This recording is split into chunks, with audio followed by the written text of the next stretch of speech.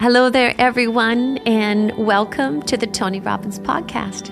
Welcome, Tony Robbins. Welcome, welcome, Mary. Thank you, Sage. I always like to attend my own podcast. We always enjoy having you. It's such a funny. You ladies do such a beautiful job. I don't have to even show up.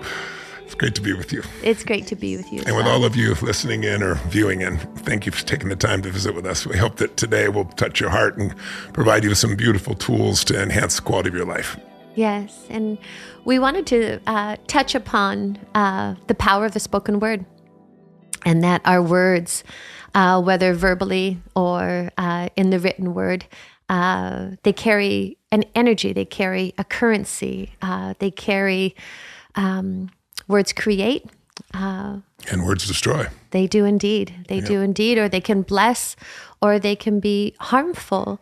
And it's something that innocently we as human beings don't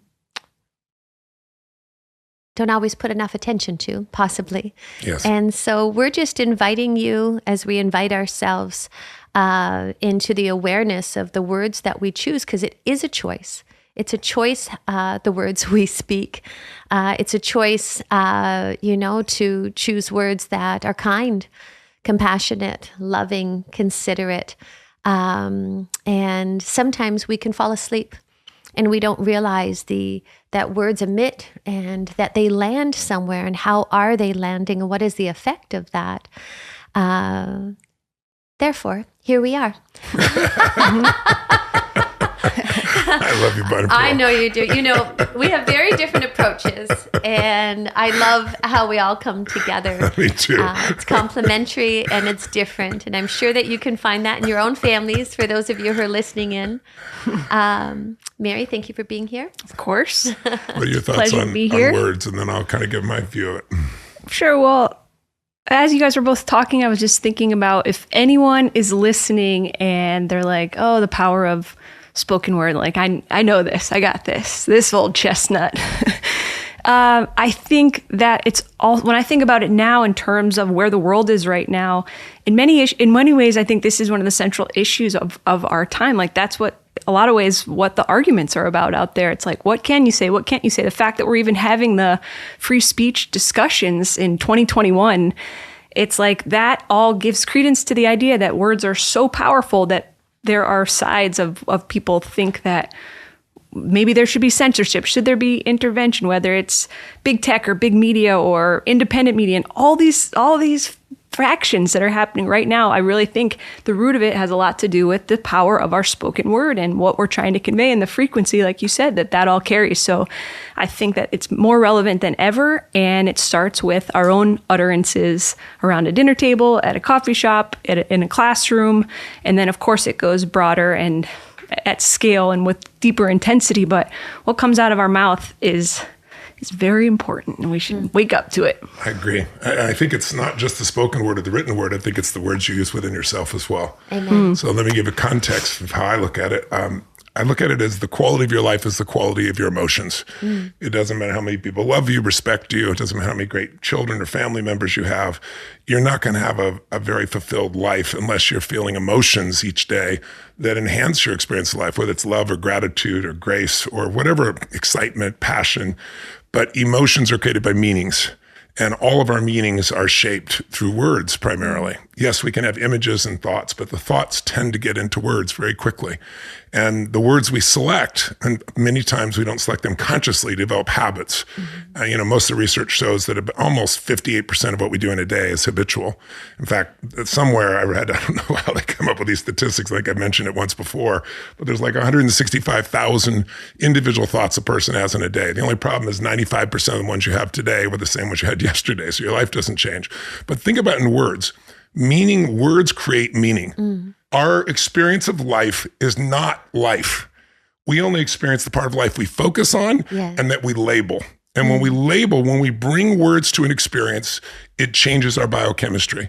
So think of it this way. I call it transformational vocabulary. If you want to know what'll transform your emotion, transform your life, a different set of words will. I know that sounds overly simplistic, because what makes meaning happen is what's happening in your body physically but it's also what you focus on, and it's the label you give it. And so imagine like we all have the same experience, like a funnel. We all have the same visual, auditory, kinesthetic, all these triggers come in. But my habit was to have a cookie cutter of pissed off and frustrated and angry. So that generates the emotion. Like some people, no matter what happens, they're angry. Some people, no matter what happens, they're fearful, they're worried, they're overwhelmed. And the words we use, literally, the words you attach to your experience become your experience biochemically. So you really want to be conscious of those words. And I can tell, like, for example, if I'm really run down physically, I'm exhausted, I got to push through it, my language becomes more colorful, quite frankly. And Colorful. Even that's a nice reframe. That's right, colorful. I'm sure my grandmother would call it colorful. Keep going. But honey, you're a real master of softeners. You know, like when it's a real negative experience, you use softeners and it softens it. I remember my mom, God rest her soul, I wouldn't be who I was without her, so I totally honor her. But she always was humiliated. If someone didn't answer the phone, she was humiliated. Because anything uncomfortable, that's the cookie cutter word she used over and over again. And so she really was humiliated. She'd say it, she'd feel it, she'd experience it. And so you have to become aware of that. It's like simple ones. I always tell people, you know, I'm doing a financial book. I'm going to leave in a few minutes because I have to go do the audio recording. But I wanted to join you for this because it's such an important topic. But I'm doing this new book on the holy grail of investing. And one of the things I've noticed is the difference between have to and get to, you know? That's a good one. It's like, you know, I have to do this before I get to do this. I mean, you know, most people can have a lot of money and they're still not free because they still have to do this, right? No, we get to do this. And so it sounds so simplistic and stupid and positive thinky, but it's not. It's biochemical and it's real. I'll give you one more quick example and then I'll shut the heck up. You know, we all have a good set of friends of John and Julie Gottman. They're some of the most amazing relationship experts in the world. They can watch anybody have a conversation, a couple, and in 15 minutes conversation, they have a 94% accuracy of predicting whether they'll be divorced or not. 94% in 15 minutes. How the hell do they do that? Well, they notice the pattern of language. And one of the things they've learned is not only there are certain words that push people over the edge, as well as certain things, rolling your eyes, things of that nature as well that add to it. But they also discovered that if you have in your words, with your vocabulary, with your communication to your partner, if you don't at least have a 5-to-1 ratio of positive and negative words, emotions, experiences, you will not be able to sustain the relationship. Now, if you think about us, you know, as a family, how often in a day do I say, I love you, or I'm so lucky to have you? We all do it with each other constantly. We have like a 20-to-1. 5-to-1 is just to maintain a relationship. But words have power. They change your biochemistry. They change your relationships. They change the meaning of anything. So my hope is that as you spend time with my dear loving family here, that they share with you their perspective. But I want to plant the seed with you that this is not a minor subject. Are you a terrorist or a freedom fighter? Right now, there's tremendous conflicts in the world that's happening in the Middle East. And it's a lot of that is which one are you? And which one are you can literally make the difference between hate, rage, love, support. And so it's not a minor question, but most of our words are unconscious. They just are habitual. And if you have habitual words, you're going to have the same experience. If you want to upgrade your experience of life, if you want a greater quality of life, then maybe it's time to look at your TV, your transformational vocabulary, the words that shape you, and become aware of the ones that put you in a great state versus the ones that are negative. And some words are like playful. They're not even words. We have little funny words that sometimes we use to kind of make ourselves laugh. I just think it's worth doing an inventory. And if you do it, I think you've got tremendous power. So there's a great list in the last episode of the Tony Robbins podcast was on mental health. Oh yeah, that's right. And we talked about unlimited power, Tony's first book. And today, while I got you, I wanted to talk to you, or at least tell our listening audience, if you haven't read Awaken the Giant Within in a while, there is its own chapter on the vocabulary of ultimate success is the title of the chapter. But there's this really great list, exactly what Tony's talking about here today. And it gives you words, and then it gives you like the alternate, like rather than saying I'm anxious, you could say I'm a little concerned or I'm expectant. Yes. You know, there's tons of examples. Offer another one. Okay, great. Rather than saying I'm disappointed, I'm a little underwhelmed. You know, or instead I'm overwhelmed, I'm in demand. Curious. Right. So there's a huge list, and even like you said, Tone, I think there's an exercise in here where you're saying we go to those same words all the time. And if you don't know what they are, but your family or your friends could tell you, you could ask them, like, sure. what do I say all the time? And you might not even know that's what you're saying all the time. Yes. And the people you surround yourself will. So if you're open to feedback, open it up and ask folks that you're surrounded by. Kids often know what we're saying more than we do. They'll tell us, what do you think? It's so true. And, we're speaking about the external written word. And Tony, you mentioned this at the beginning, or external verbal words, but it's also what we say internally, as you mentioned earlier. Yes. And if you miss something, it's like, oh, I'm such an idiot. Like, why did I do this wrong? Why am I so stupid? It's like, I hate it when I do that. Rather than another consideration is, all right, well, that was less helpful. Let's choose again, because life is always giving us an opportunity to begin again. And there's power from that perspective, because we're all human. We all miss. We can all fall asleep in a moment. And yet the internal language of it represents, sometimes that internal war can represent the external war. And it happens with our words about ourselves.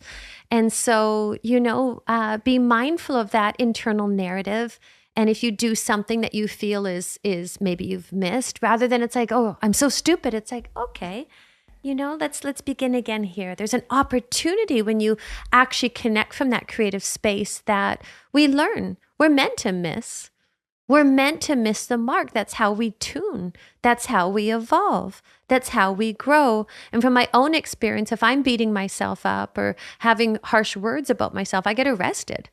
I get stuck in a state because mind is believing those thoughts and we're attaching to that identity for ourselves. And so, having our daughter and watching love live through her, watching love flow through as our nature animating her, I recognize that one of the greatest, most powerful gifts I really believe that we can give ourselves, never mind our children, is the example. A lot of people speak about self-love. Where does that begin? It begins actually with our own internal word choices.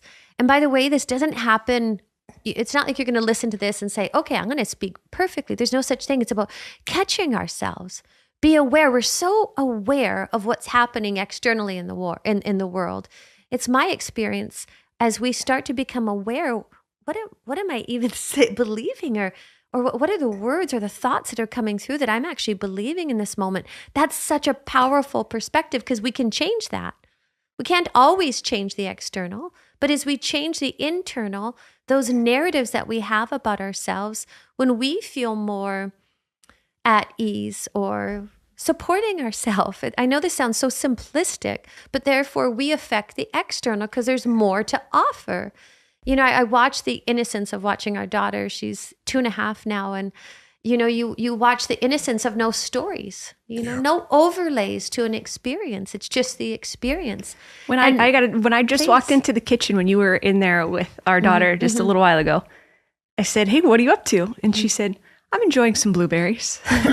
And that I have to, as soon as she said it, I'm like, she got that from you. You, that's part of your self-talk, but you do our self-talk sometimes bleeds out into the ethers. Yes. And you use that word enjoying. And I was so delighted to hear this little 2.5-year-old go, I'm just enjoying some blueberries. And in that moment, I was so grateful to you that you use the words that you do, and that's what our child will absorb. And that's often what happens. And it's time maybe you take a look at what you've absorbed and where you'd want to go now. Yes. Your vocabulary, your consistent vocabulary is producing your consistent emotions. And your emotions are creating the quality of your life or lack thereof. Yes. And it's when you beat yourself up, which I used to do a lot of myself, when you're beating yourself up, as you beat yourself up more and more and more, there's a point in which you can't beat yourself up anymore. You can't handle it. And so then people externalize it. And they often externalize it by being irritated by something outside themselves.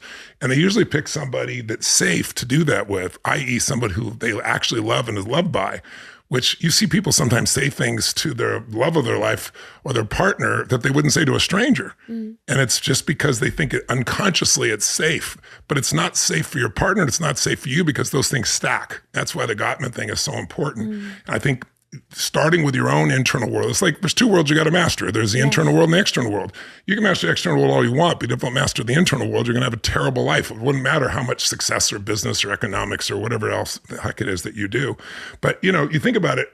Think of words as the original thoughts and that thoughts create. That's really what we're talking about. In the Bible, in the beginning of the Bible, in Genesis, it says, in the beginning was the Word, and the Word was God. There was nothing but darkness, and God said, let there be light, and there was light.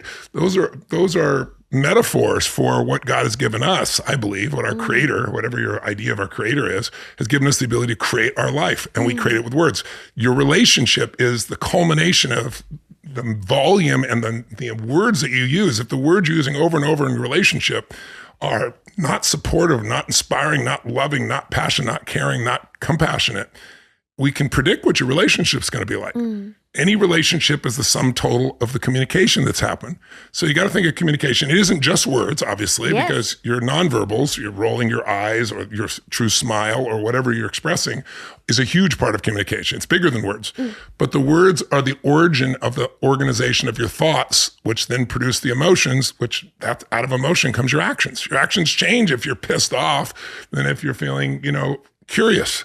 Or if you're feeling delighted, or if you're feeling, excited about something.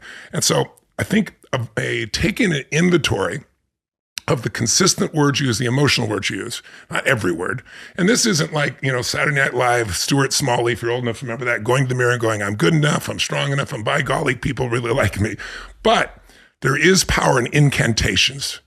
I transformed my life through incantations. When I was a kid and there was nowhere to go and I was on my own and my mom kicked my dad out and then she chased me out as well.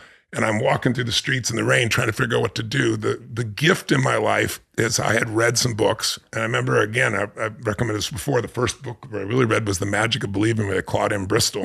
And he kept talking about programming your mind with words or incantations. And incantations are not affirmations. You can affirm things, I'm happy, I'm happy, I'm happy, I'm happy, and your brain goes, BS, you're not happy. But if you speak something with total congruency, consistency, intensity, you model what you're speaking. And we are creators. We forget we're creators. Most of us think we're the manager of our circumstances, but we are the creators of our lives. But if we're unconscious, then we will just be managed by the environment. It's like a spell over and over again. It's a form of hypnosis, but you can hypnotize yourself into your better self, or you can hypnotize yourself into your lower or weaker self. We all have weaknesses and strengths. The question is who's in charge?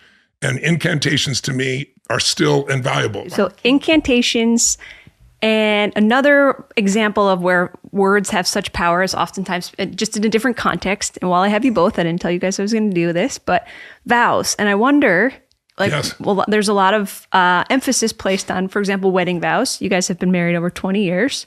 Do you recall your vows? Is there things that come up to the surface in your marriage at this point in your life that you're like, this is what we got into this for? Well, what's the secret? Well, I think the problem with a vow is if you speak it once, it's a promise. But I think a vow has to be reaffirmed on a regular basis. And we've done that for 24 years now at this stage, which has been the most magnificent gift of my life, honey. Thank you, Tony. And it evolves. Yeah, without a doubt. It evolves. Like if I think of, maybe 26, 27 when I got married. I don't recall, but I was a baby. And what a vow meant to me then and what it means to me today, it's different. And I look at it as ever evolving, really. If I think of, answering that question from the perspective of where I am here today and what love means to me, it's more about I vow to claim responsibility for my experience of life. I vow to accept. I vow to allow. I vow to embrace all the parts of you and all the parts of anybody I love for that matter. Because I feel like that can be such a disconnect. We have these strange expectations of our beloveds, of our partners, of our parents, of our children. And yet we so innocently are doing the same thing, maybe in a different form, but what we want the other to do. So I really believe that the vows are really more of a way of life. They're a practice. I see you guys use that now, and just, I mean, in just in your kitchen conversation. But I wonder, it's very trendy now for people to write their own vows at their wedding. I'm wondering if you guys have any recollection. I'm actually asking because I've never seen your. Do you remember? Forever, no matter when people do their vows for a wedding, very often they're trying to make it sound so beautiful and everything else for the setting and so forth.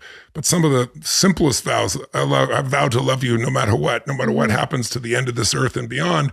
Those things in your soul are the ones that really matter, as opposed to what sounded beautiful at the time. We had Hafiz was part of ours. Yes. We had so it was a beautiful experience. So yes, remember them, but on a day-to-day basis, it comes down to what's most important. I think the way to bring vows into it is, I think there's ceremonial vows, and then there's a core one. Right. It's like life's purpose. People write life purpose statements, and they're like 4 paragraphs, and it looks beautiful, and they put it on their wall and never read it again, right? It's better to have something that's at your core, that's so simple that it shows up in real life in a pragmatic, practical way, as opposed to this beautiful thing that you never read again. And I think, so I don't think people should change their vows and weddings. I think it's a beautiful tradition, and I love ours as well. But I think it's more important is how are you going to be? My vows are to be loving, to be passionate, to be curious, to be there for you through thick and thin. Like, what are the ways you're going to be? Right. You know, that matters to me more, and that's something you can measure on a daily basis, as opposed to something that sounds beautiful. So both have their place. Goes hand in hand. I think it's Emerson that said, "What you do speaks so loudly, I can't hear what you say." Exactly right. Yeah. What were you going to say? Well, I look at vows from the perspective of more of a way to live and to be, as exactly what Tony said. And it's more internal of what I can affect. So I vow to forgive myself and others, you know. I vow to understand. It's really, as I'm speaking, it's like the St. Francis prayer of, Lord, make me an instrument of your peace, where there's hatred. Beautiful words. Beautiful words. I feel like there's such wisdom and such profound, wisdom and understanding through that particular prayer. And it's really, it's the turnaround of, you know, what I want to get to who I am, I claim to be, you know, to console rather than to be consoled, to understand rather than to be understood. And I feel like when you have that position, that willingness, it's a humble position, because you recognize that you're here to give, you're here to embody and to express that love. And when you commit to that, it's a vow not only to your beloved, it's a vow to yourself of how you commit to your own life. Love that. Because then loving is a given. Loving is a given because it's our nature. And if you vow to tidy it up, you vow to uproot what's false. You vow to, you know, to have an inner reflection and take responsibility for anything that gets in the way of loving your beloved, because mind is doing what mind does. And as we believe on true thoughts, it gets muddled, it gets clunky, it gets painful. And so that I really feel is such a powerful position. And sometimes in romantic love, it gets lost in, hey, I'm, you know, romantic love, it's like, wee, and it feels good. And it's like, you know, I want this, rather than I'm committed to being this and simply offering that no matter what. I think we've talked about this before. Relationships, a place you go to give, not a place to go to get. If it's a place you go to get, it's there. And I think vows are beautiful, but what really matters is what's consistent, right? What you habitually speak, what you habitually think, what you habitually communicate, that's what matters. And the value of incantations is like a vow.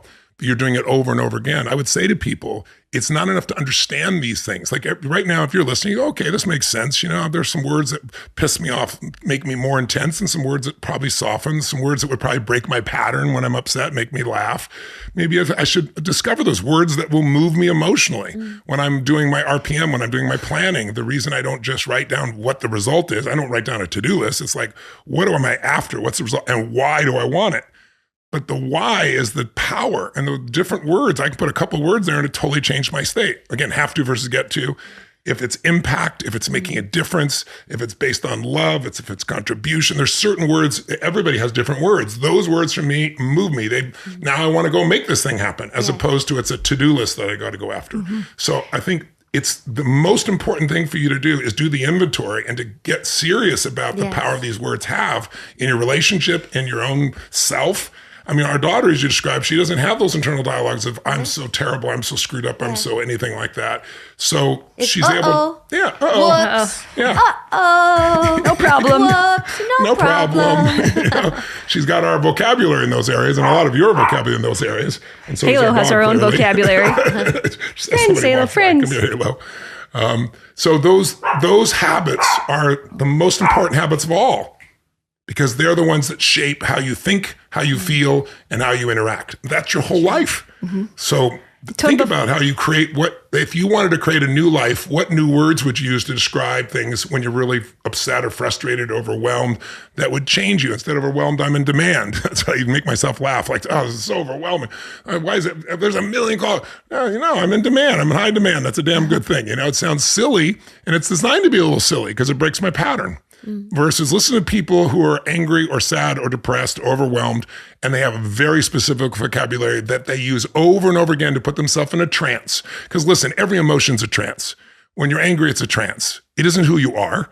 It's a certain state that you're going into. And some people have done it over and over again. For some people, it's feeling sad over again, or depressed, or worried, or feeling injustice. I mean, like today, people are offended by everything. I'm offended. It's not my preference. You know what I mean? I'm offended by what they do. I prefer they use different words, but I can't control them. So let me focus on what I can do. Different words create a different life. And if there's anything you're going to take from this conversation, I hope that's valuable for you, would be to really get clear on the words that make you feel strong, good, empowered, moving forward. And notice the words that make you disempowered, angry, frustrated, overwhelmed. And then notice the words you're using. That starts with you. Then what about the people closest to you? And what are some substitute words? And you can make it fun. It's like create a little menu for yourself and playful things that you can do. I think that's one of the simplest gifts you can give you. Sometimes, years ago, when people started to know who I was and I developed a certain level of fame, I started getting stopped, and it went through different stages. But people didn't stop me like, my movie friends in those days who wanted an autograph, or these days everybody wants a picture. They stopped me and they wanted me to help change their life right now. And I learned, I want to be able to help somebody in a few seconds. And so I started focusing on what I call profound knowledge. Profound knowledge is anything that's so simple that once you understand it, you can immediately change your life or someone else. And transformational vocabulary, the words you use, the words you speak, the words you create with, is one of the simplest tools in the world to change it. But it still requires a habit. And that's why I recommend incantations. Coming up with certain things you're going to say over and over again, which is how I built me. I created this Tony Robbins guy. He's me, obviously. But the part that dominates, that shapes who I am, I created by certain words over and over and over again. That isn't the only thing I did, but it was a huge part of what I did because it's laid the foundation for the different kinds of thinking. Different thinking creates different emotions. Different emotions create different actions. Different actions create a different result. Well, that's incredible. Nice word choice off the menu. Thank you for coming to the table today, Tone. My pleasure. I'm going to go out. Please. You guys will hopefully be seeing soon this new book. I'm doing the final third in the trilogy of my financial books. It's called The Holy Grail of Investing. So watch for it. Actually, I think you can get it online now, but I'm going to go do the audio of it. But it's of the 3 books I've done, I'm thrilled with all 3 of them. But there are some breakthroughs that are so amazing here. In a world where people have such uncertainty right now about where the world's going, what to do financially, I decided to do a little bit of what I did in the beginning on a different level. I decided to go for interviewing 13 masters of the universe. I did, 50 for Money Master the Game. But most of those people were different types of investors. Most people don't know that if you're trying to build your financial future, it's all about compounding. And if you look at the S&P 500, the basic stocks, and you see that's done about over the last 20 years, a little over 9%. Private equity, private credit, and private real estate has a very different response. It's averaged 14% plus. So it's 50% better per year compounded. So I interviewed all these people that make 20% and more, north of 20%, compounded for 20, 25, 30 years. And I've pulled out the principles and the tools of what they're doing. So I'm so excited about it. So it's a little commercial. I'm donating all the money. I'm not looking for anything from it. Again, to Feeding America. But I hope you'll get this book. It'll blow your mind. It'll take you beyond the words. It'll take you to the pathway to creating true financial freedom and knowing things that most people have no clue about. So I'm going to go up and do that. I'm going to leave the balance to you guys. Love to everyone listening. I hope you find some words that make your life more magnificent, more beautiful, more compassionate, more alive, just more fulfilling than you've ever been before. That's my heartfelt prayer and wish for you. Thanks, ladies, for letting me join you. Thank you, Tony Robbins.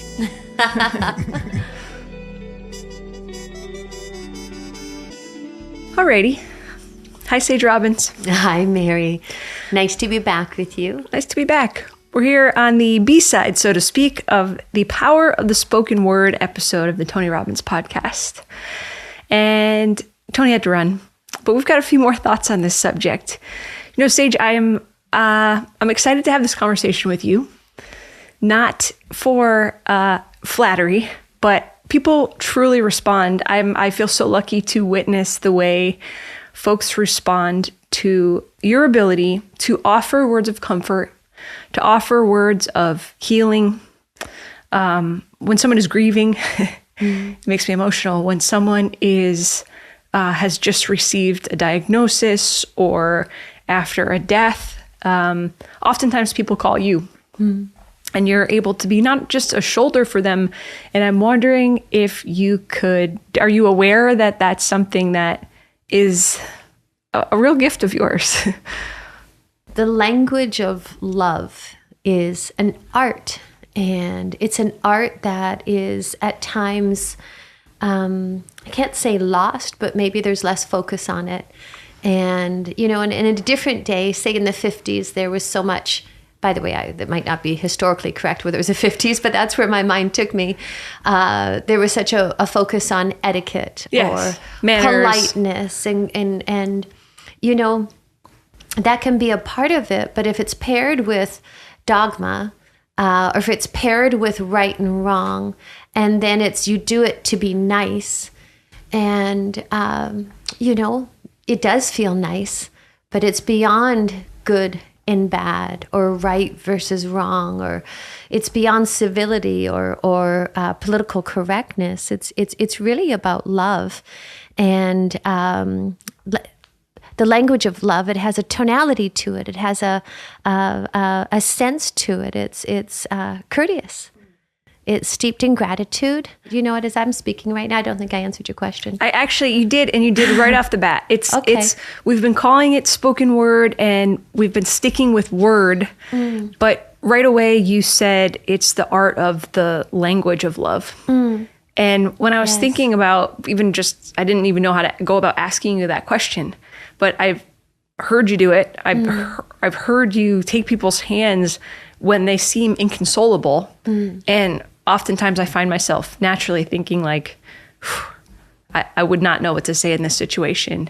And I don't know, you have a way of disarming people, comforting people, grieving alongside of people, but not, it's not, somehow it still has like a buoyancy to what you're able to do with your word. And I realize that's why, because it has that frequency of the language of love. It's not some word you're using. It's not some technique. It's not some script. And it's love. That's interesting, Mary. You also manage a lot of folks. You manage everyone in this home that most people say functions more like a hotel than a private home. You, over the course of a day, will manage many folks back at the company. And you're really holding people accountable to their word. And so we can talk about the power of the spoken word, and you bring that to life and what that really means. And you'll often, some of what I even overhear as I pass through a room of you having conversations with people is you'll call out any kind of trouble talk. And maybe out in the world, they might call it gossip. You might call it something like trouble talking, or if there is a schism, you'll often say the phrase, are you adding to the schism, or are you working towards a solution? And just little hacks, I would almost call it like that you offer people. And it feels generous because there's no blame to it. But you use these words that I think call people so you don't get ensnared by like truth and lie and words that have real charge and black and white and right and wrong kind of vibes. You open it up to people and say things like, you know, are you untying a knot? Or can you speak to that power of the words that you offer folks a little bit? Sure. Well, I really believe we're either adding to the harmony of a circumstance or adding to the schism, and how do we do that? Well, the schism is a disconnect of, he should do this, she should do that. He's whatever judgment or opinion we have. Harmony is we meet in this space of understanding of willingness to hear and to perceive, and also what you commit to not being a part of anymore. Gossip or trouble talking, it's talking about other people. That's lousy. Have you ever experienced that? It's really like the beginning of bullying, of what one would call to be quote unquote bullying. What is it? It's just human beings unconscious sharing, trash talk, garbage, or whatever you want to call it, or trouble talking about another human being or a group of human beings. And how is that even helpful? Maybe it strokes your ego. Maybe it makes other people laugh, but is it the fullest truth? Is it, I don't know, it feels lousy to have it done, and we all have. Mm-hmm. It's what's happening right now in social media. You post something and this world doesn't need any more opinions. It doesn't need any more judgment. It's love that really transforms our life and our reality. And so harmony is our nature. It's our nature to, when we are in right mind and we're in our heart, it's natural to be harmonious. And when there is a confusion, how can I bring clarity to that? Well, it isn't about talking about what's wrong. It's really just noticing. It's like, okay, I sent out an audio the other day to our team at the company, and the notion was, as a leader, and by the way, we are all leaders. This isn't a hierarchical leader, as to lead, to notice that it's like, hey, I can focus on the problem, or I can focus that this is an opportunity. This is an opportunity for us to come together, to create, to understand, to appreciate, to possibly it's the people are calling it a challenge or a problem because there's a confusion. It's like, okay, let's come together. Right.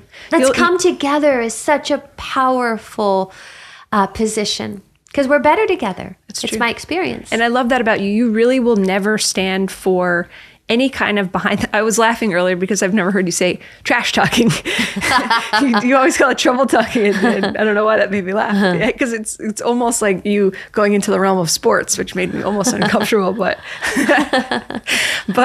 you really, this is not just you talking. This is who you are. Even if as a team we're, sitting in the workroom and having a cup of coffee and something comes up that someone on the team or something, you won't stand for it. And usually the first thing you'll say is like, bring them here. And did you ask them, or were you clear about your request? Mm-hmm. Or you'll look to bring that person in. There's no behind the back talking. There's no, gossip. There's none of that. And I just think that I've learned that from being around you, that the stories just stop. And it's like, okay, then that is what contributing to the schism looks like. Yes. And so unless you are going to try to harmonize and bring that person close and work out whatever caused the disturbance in the first place, it's not helpful. Any other way you do it is not going to be a balm, as you would call it. Sorry, Mary. No, go ahead. No, please. This reminds me of before I came to work with you folks.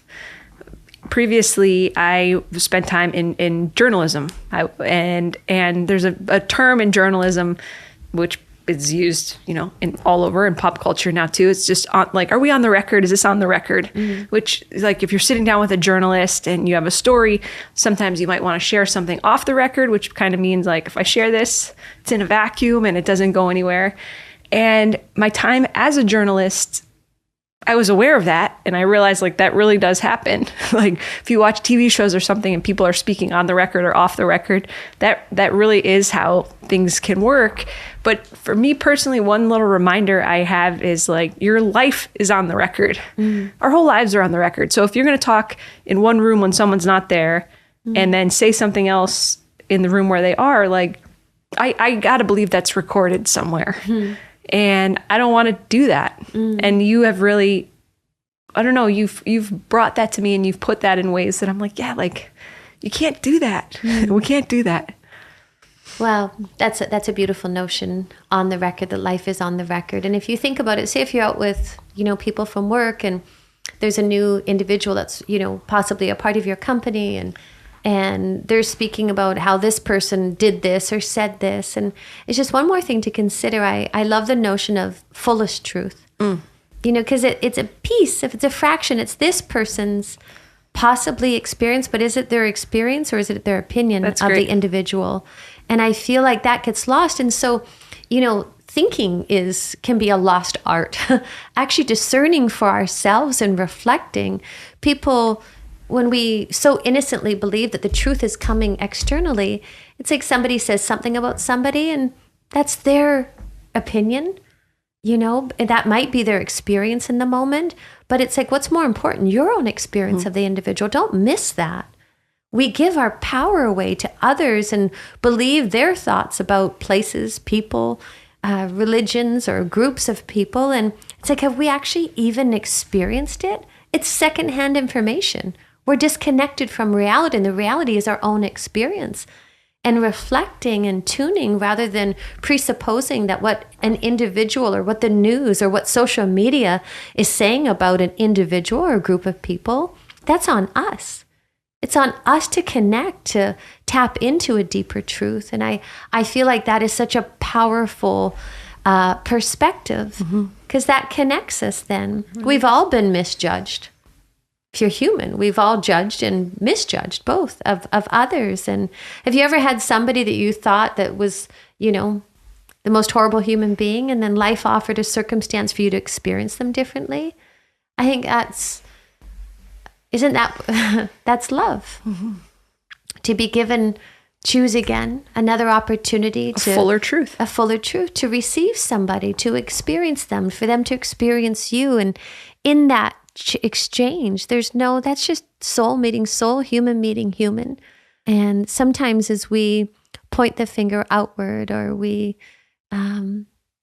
jump too quickly to a conclusion, rather than having our own experience, our own tuning in, our own thinking and reflection, not judging, but pondering, I feel like that's a position where it includes, where we look to notice and appreciate rather than demonize. And sometimes the words that folks use when they're telling this juicy story can be very seductive. And even if we don't come into a conversation believing any of that about, say, the person that's being talked about, it's like, someone can get going and it's like this little carrot dangling, like, this is pretty juicy.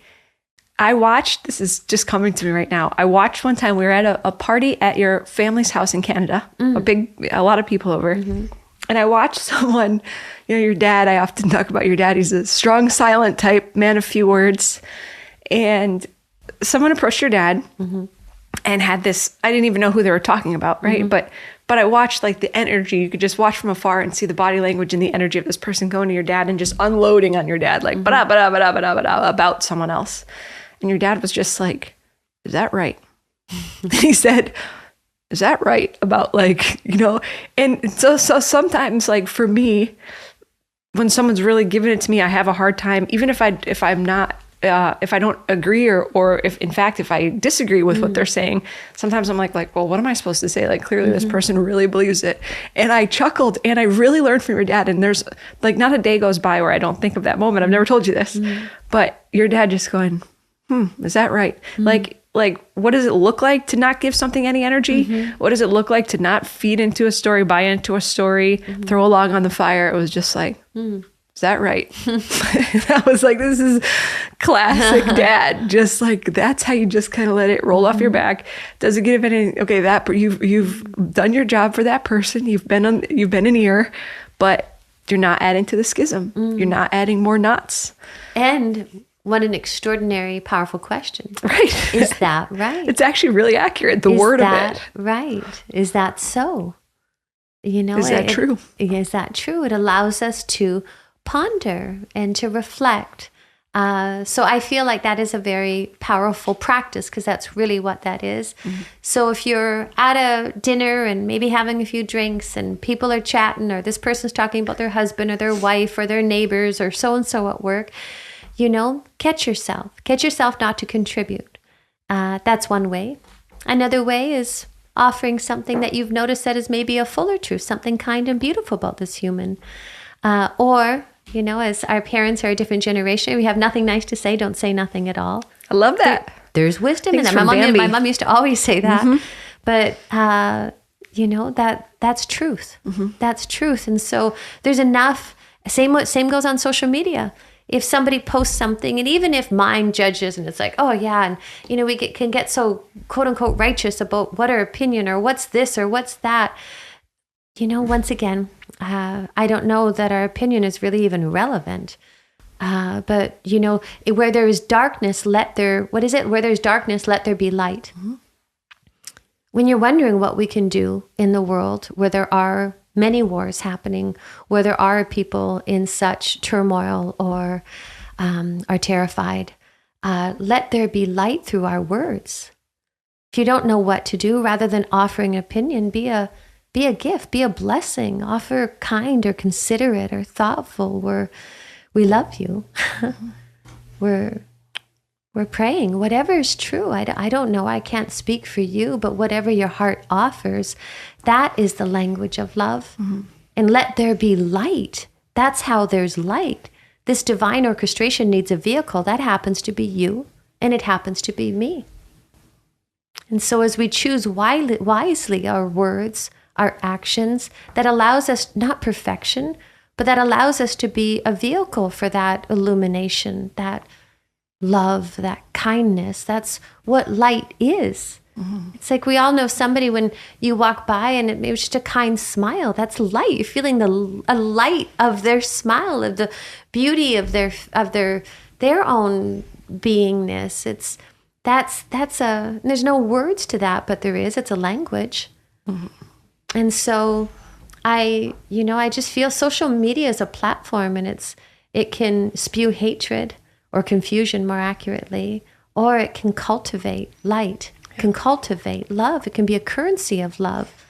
That's more profound than we recognize. And when you say on the record, I think that's a stunning thought, to put love on the record of life. That's for gorgeous. All of us. That's gorgeous. Social media has also made people a little cavalier with what they're willing to say because of the veil of it, and that because it's not looking someone in the eye. And like, why is it difficult to look someone in the eye and say simple things sometimes, like, I love you, thank you, please forgive me, I'm sorry, that exercise that we do. Those simple words are so powerful, yet it's so easy for folks to say what they hate, like you said, offer another opinion. And you know, this isn't meant to be preachy, but just keep an eye on any word that you put out there, because there is an energy to it. You've got to believe that if this whole life is energy, which you can scientifically pretty much prove that it is, don't argue with me on that one, then so are our words. So we gotta pay a little attention to it.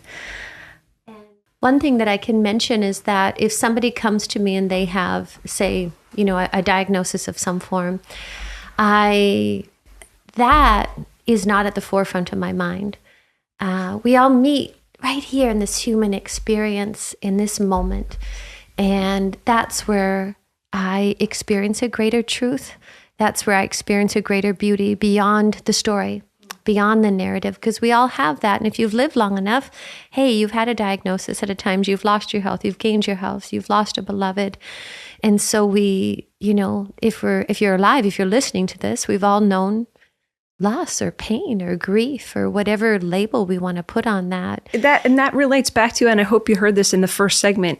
For me, what really sticks, the phrase that he uses is the words we attach to an experience become the experience. Yes.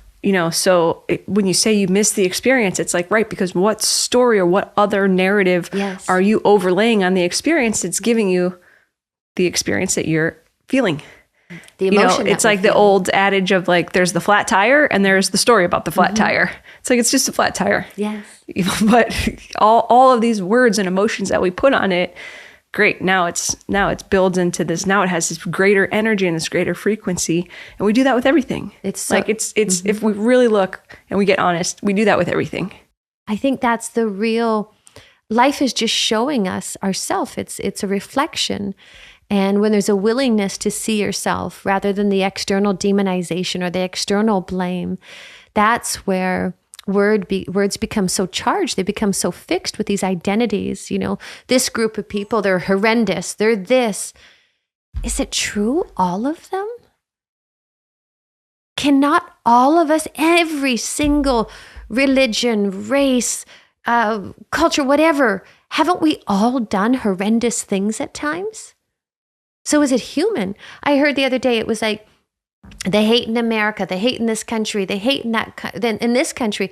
The hate is within us. It's not a collective. It's a collective of the world. It's a collective of our asleepness. It's a collective of our own disconnect from this divine reality.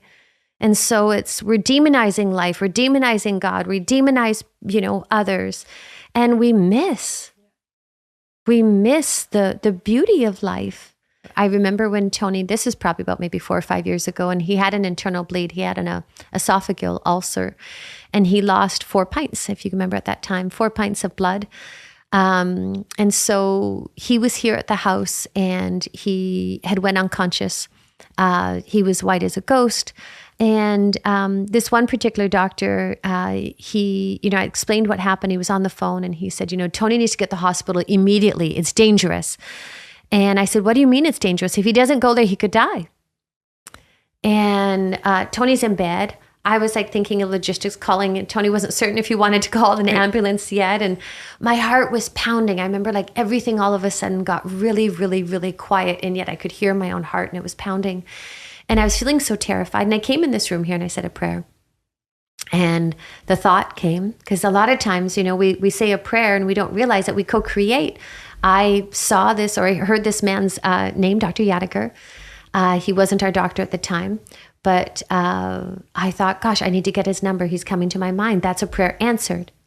It's an impulse, an instinct. Where does that come from? It's divine. All of it is information when we tune in. So I called him. And I said, doctor, I'm terrified. I'm here. And they're saying to take Tony to this hospital. And the doctor said, it's incredibly dangerous. And he said, hold on.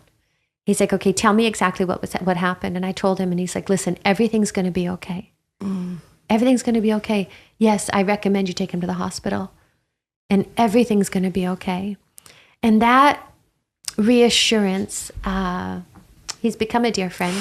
And that reassurance in that moment when I was so terrified and when I had forgotten, I'd forgotten that everything was going to be okay. I was focused on the, gosh, I might lose Tony.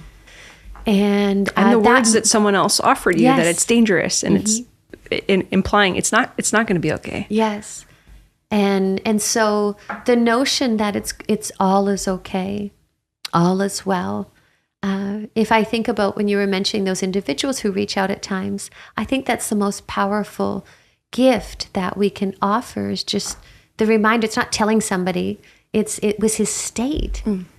It was his tone of voice. It wasn't just, he was like, well, Sage, all is well. You just go to you just go to the hospital. Or don't listen to it. It's not, he wasn't telling me.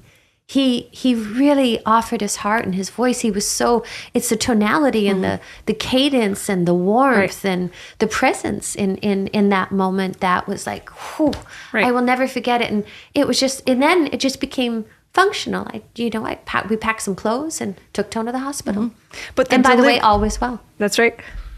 the delivery of his words to you and the words that he chose. And I know it sounds almost hokey, some of the catchphrases like, your word is your wand, or be impeccable with your word, or tell the truth, or at least don't lie. All these folks say it differently, but and if you just grab onto that, then it sounds simplistic, and it sounds, but it's like, what is a living, breathing example of what that looks like? It's what that doctor offered you in just the kindness, the words of comfort in that moment when someone's reaching out and saying, what do I do? And offering that. And Mary, you said interesting about the notion of lie. And the truth is we can all lie at times. Of course. We can all go to sleep at times. You know, we all meet in that human experience. And yet, once again, if life is about, we have the opportunity in this moment here to begin again or to choose again. It's like, okay, you know what, hon? That wasn't the fullest truth. And that wasn't the fullest truth. And I just recognized as I was reflecting, I want to share this with you because I want you to understand my heart, or I want you to understand. And I'm sorry I didn't share this then. I don't know why it didn't feel true, but it feels true now. Sometimes as well, if it's like, oh my gosh, I lied or he lied, it's like, okay, maybe in that moment, but what can we offer and touch this moment? Because that's where life reconfigures. That's where life reconfigures. And it's like, oh my goodness, he lied to me. She lied to me. How dare they? It's like, okay, where have I lied? Because that's what we have the power to change, or we have the power to affect. That's right. In the first segment of this episode, Tony offered the biblical verse from Genesis. Let there be light. This one's from Isaiah chapter 55, verse 11. And it says, so shall my word be that go forth out of my mouth. It shall not return unto me void, but it shall accomplish that which I please. That sounds like positive thinking to me. I see a boomerang. I saw, the image I saw in my mind's eyes, I saw like a boomerang that went out and it returned, and it had like all these lights and illumination on it. That's what I saw. Yes. That's a beautiful metaphor, I think, for our words. It is. And how it's like, maybe that's what karma is.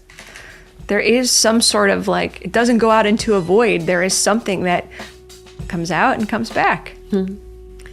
Thank you for joining and tuning in to the words that we're here to share, which conveys our hearts and our love of you for raising your hand and wanting to find a kinder, truer way. I do. I meet you in that. I join you in that. And so for those of you who are listening and tuning in once again, please join us. Let's love this world. You know, let's offer our words, our actions, our gestures, and let's spread the power and the gift of love. I trust if you're joining in, that is your deepest heart. So thank you. God bless, and look forward to connecting soon.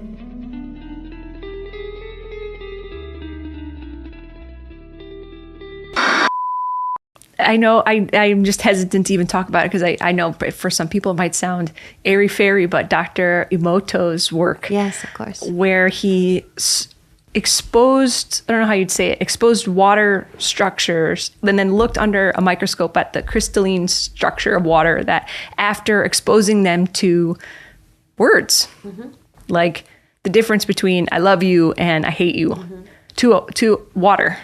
And then how that changed the structure of that, you know, and you could argue with that and say it didn't have the scientific rigor of that studies are supposed to have, and that's just hokey pokey. But our friend Billy, our Tony's trainer, and our best friend here, our godfather of our child. Billy is like maniacal about conducting experiments of like with the control group and in a dark room and like double blind and repeating them. And I think he's done this more than like 70 times. He's done it with rice, eggs, lavender, sprouts. Like he loves this. It'll come in every time he's in the middle of one of these experiments. And he'll have, and everything will all be sealed off, and he'll have one just to get, in case you've never heard of this. So say everything else is equal. Say he has these 3 pallets of sprouts, seeded sprouts. And to one sprout, he'll go in the room. They're all in the same room. There's nothing else in the building. The same lights come on every day at certain timing. And I'll say, I hate you. I hate you, sprouts. I hate you, sprouts. And then in the next sprouts, he'll say, hey, Halo. Shush, Halo. In the next one, he'll look at the next pallet of sprouts and go, I love you, sprouts. I love you so much. I love you. And then the third one, he just ignores. And it's just neglected, basically. You repeat it, the same number of and you watch these sprouts or rice or whatever you have grow.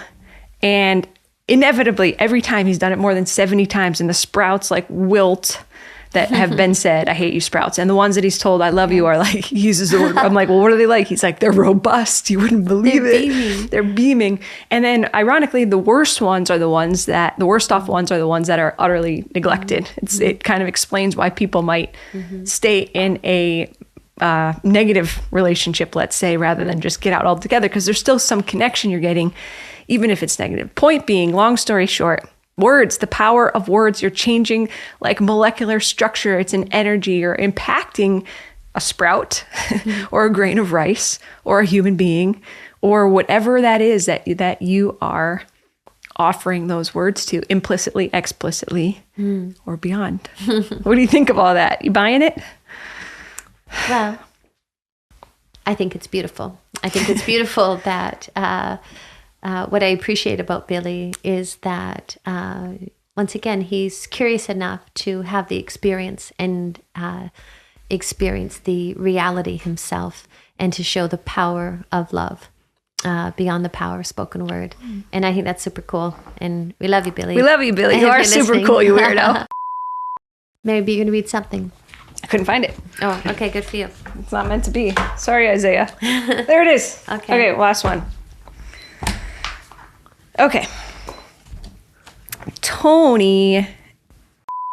So I'll tell you a 2-second story that might create a context for you. I remember decades ago, I had 2 partners in business. I think I was about 31, 32 years old at the time.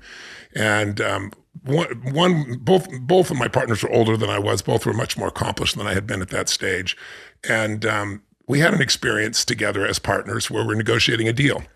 And in the deal, I was young, and I still have this tendency, is just I put everything on the table. Let's just make a fair deal for each of us, thinking that that would be the same reciprocated on the other side. And it was not. It was a disaster.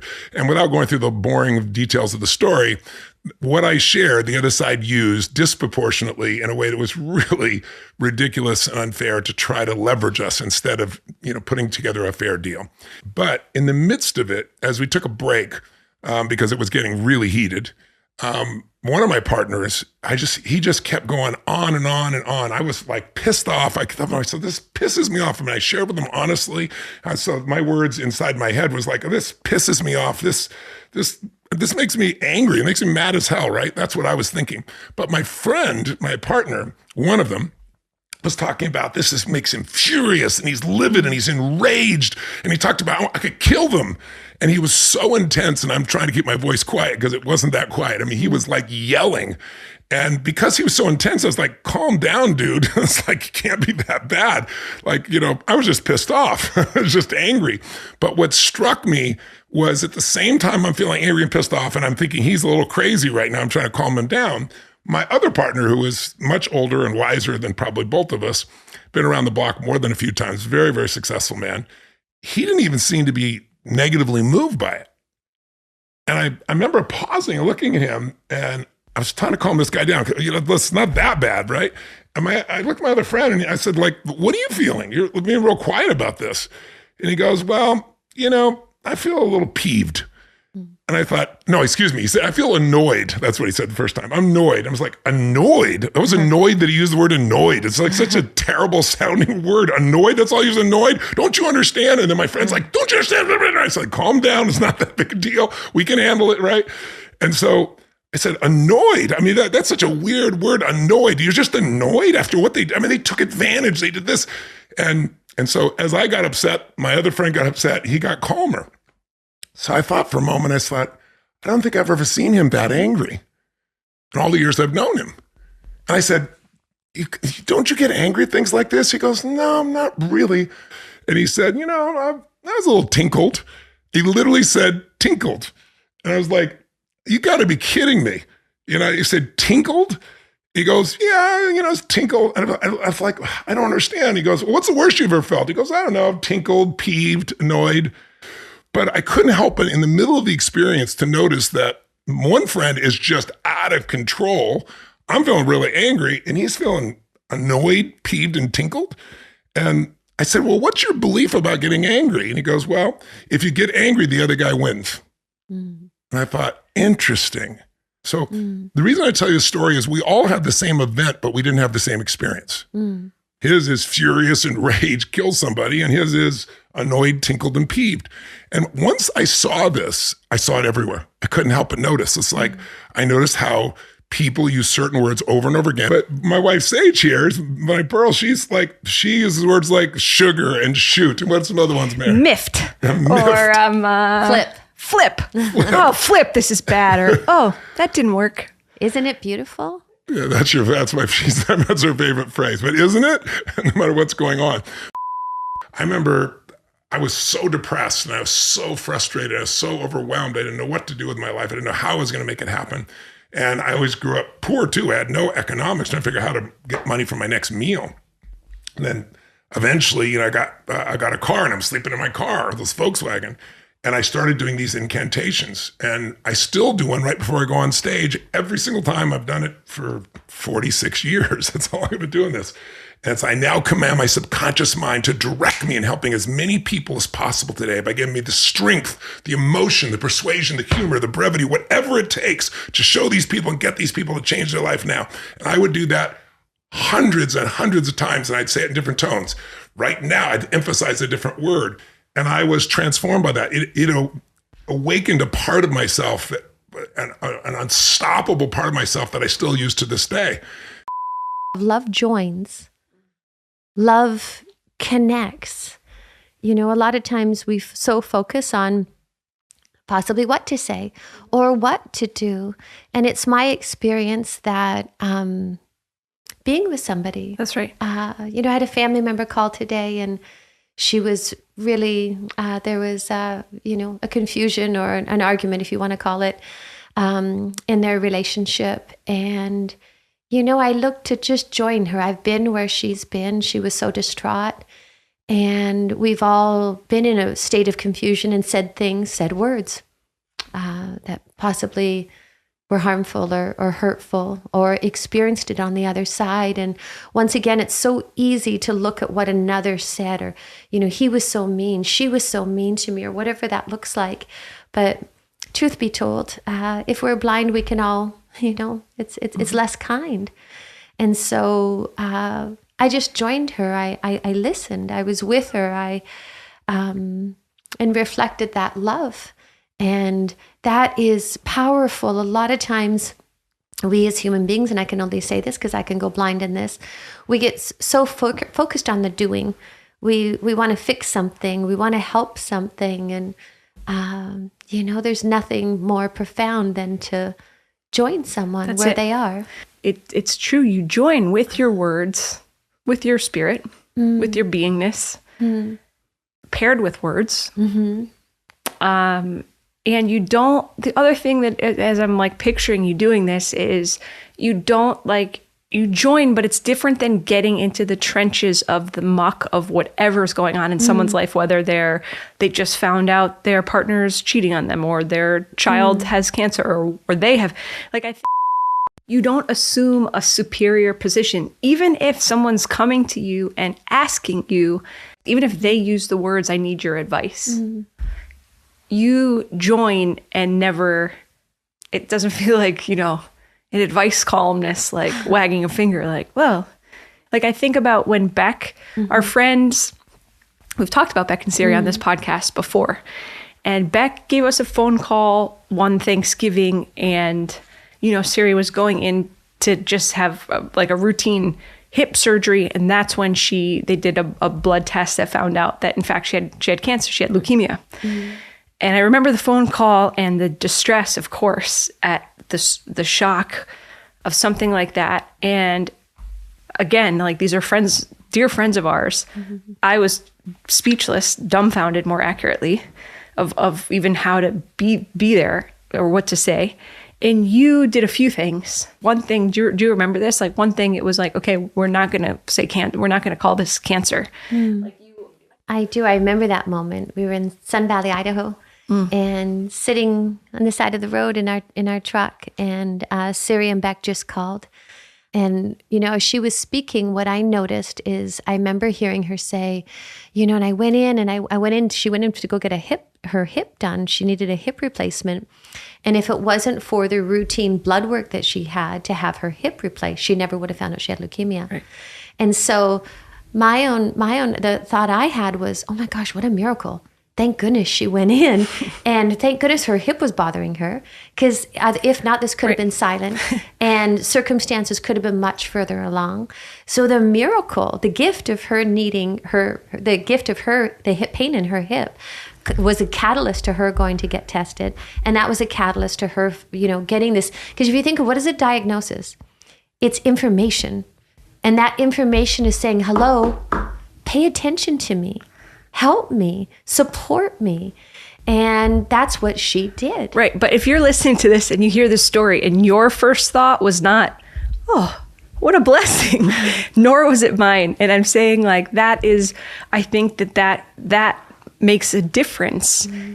Like Tony and I, you've heard us in the previous segment here, we tease you about, it's not just your little softener words.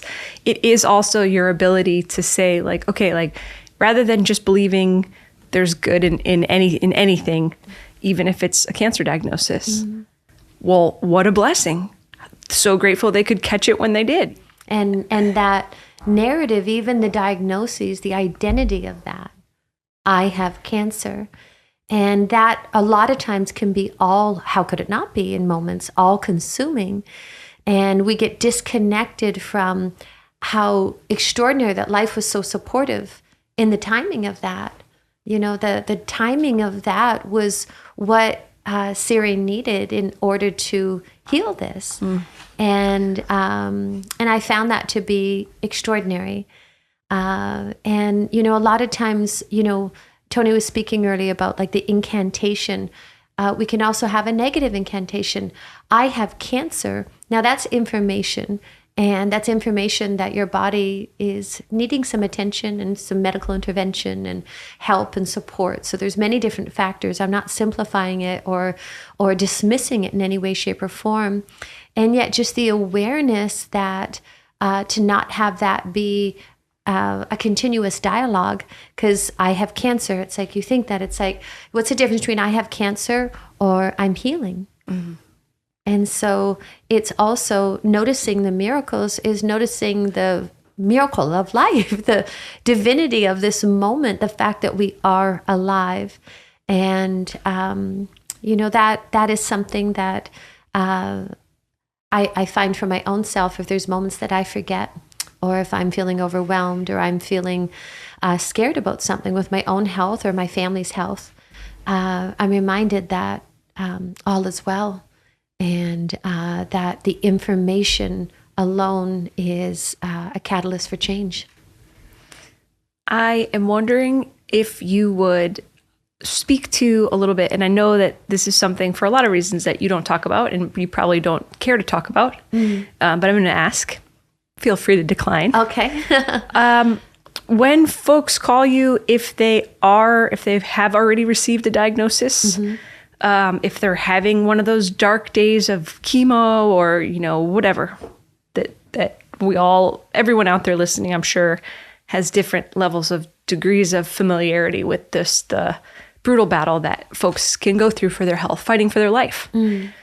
But I'm just wondering, like, when someone calls and asks for you to hold space for them, be with them, join them, offer them something when when times are dire, could you give us a sense of what do you say? Well, I believe we're all healers, and we all are born with the power of that gift. Tony spoke earlier about, the power of an incantation or the power of prayer. And once again, it's the spoken word. And there's an alignment with life, one of the gifts of I'm sorry, I'm pivoting here for a moment, but one of the gifts of a diagnosis is a lot of times it's a wake-up call. We can all get so conditioned in our life that we fall asleep. And then something like that, it's decimating. It can be rearranging, but in that disrupt is a better word. It causes us to reflect. And I find that is the power of awareness that life is a miracle, because all of a sudden death has come closer.